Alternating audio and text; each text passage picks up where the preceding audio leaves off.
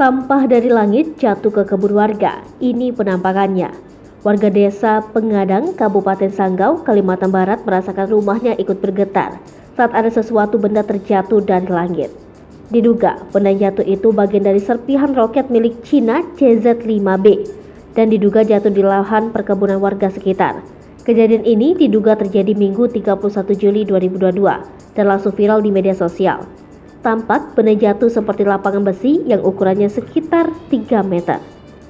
Kepala Badan Penanggulangan Bencana Daerah Kabupaten Sanggau, Siron pun menuturkan, warga desa Pengadang sempat merasakan getaran pada kaca jendela dan rumahnya.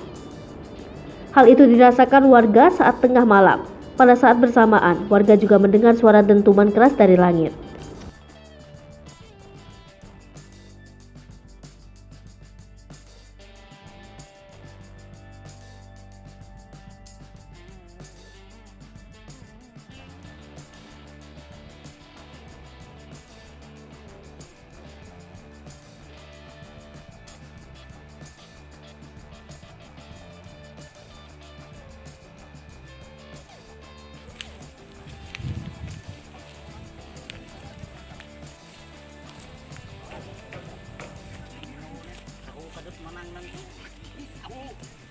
Laman nung yun aneh kung lihat kayo.